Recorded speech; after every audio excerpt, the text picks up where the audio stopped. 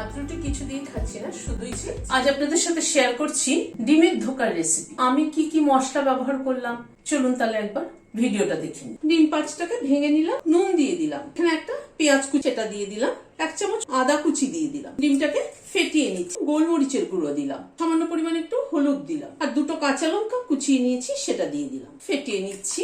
Cake tin নিলাম, white oil দিয়ে brush করে নিচ্ছি, মিক্সচারটা ঢেলে দিলাম, অ্যালুমিনিয়াম ফয়েল দিয়ে মুড়ে নিচ্ছি। জল গরম হয়ে এসছে, স্ট্যান্ড দিয়ে দিচ্ছি, বসিয়ে দিচ্ছি, দিয়ে ঢাকা দিয়ে দিচ্ছি, স্টিম করে নেব।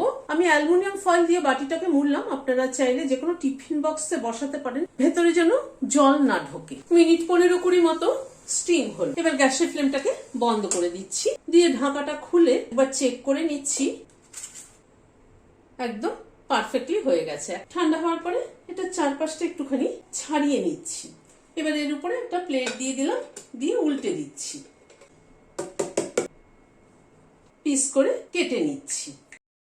সরষের তেল দিচ্ছি, তেলটা গরম হওয়ার পরে গ্যাসের ফ্লেমটাকে কম করে দিলাম, দিয়ে ধোকাগুলো ছেড়ে দিচ্ছি,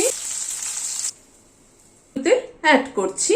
ফোড়নে একটা দারচিনির টুকরো দিলাম, 2টো এলাচ মাথা ফাটিয়ে দিয়ে দিলাম, 2টো লবঙ্গ দিলাম, তেজপাতাকে ছিঁড়ে দিলাম। গ্যাসের ফ্লেমটাকে একদম কম করে ফোড়নটাকে ক্র্যাক করিয়ে নেব।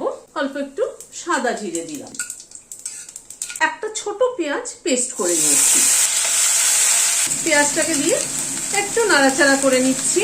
এখানে 1 ইঞ্চি একটা আদার টুকরো, 2টো কাঁচা লঙ্কা পেস্ট করে নিয়েছি সেটা দিয়ে দিলাম। ফ্রেশ যদি মশলা করে রান্না করা হয় তার টেস্ট কিন্তু অনেক আলাদা হয়। সবকিছুকে একটু কষিয়ে নিচ্ছি। রোস্টেড ধনের গুঁড়ো দিলাম উঁচু উঁচু 1 চামচ, হলুদ দিলাম পরিমাণ মতো, নুন দিলাম 1/2 চামচ, কাশ্মীরি রেড চিলি পাউডার দিলাম সামান্য পরিমাণ। গরম জল দিয়ে দিচ্ছি মশলাটা কষানোর জন্য। প্রায় মিনিট 2 সময় ধরে কষিয়ে নিলাম। এখানে একটা বড় সাইজের টমেটো পেস্ট করে নিয়েছি। এবার টমেটো পেস্টটাকে দিয়ে আবার কষিয়ে নিচ্ছি, আর মিনিট খানে নাড়াচাড়া করে নিলাম। এখানে 5-6টা কাজু পেস্ট দিয়ে দিলাম। এখানে 2টো ধোকা নিয়েছি, ভেঙে দিয়ে দিচ্ছি, ধোকাটাকে ভালো করে মিশিয়ে দিচ্ছি। এবার গরম জল দিয়ে দিচ্ছি, ধোকাগুলোকে ছেড়ে দিচ্ছি। মিনিট 2 মতো ধোকাগুলো ফুটলো ঝোলের সাথে। অল্প একটু চিনি দিয়ে দিচ্ছি, 2টো কাঁচা লঙ্কা মাথাটা ছিঁড়ে দিয়ে দিলাম। গ্যাসের ফ্লেমটাকে বন্ধ করে দিয়ে ঢেকে দিচ্ছি। ঝোলে যে ধোকাটা ভেঙে দিয়েছি সেটা মুখের মধ্যে পড়ছে, সেটাতে ঝোলের টেস্টটা কিন্তু অনেক বেড়ে গেছে। এটা কিন্তু ভাত রুটি সবকিছুর সাথে ভীষণ ভালো যাবে।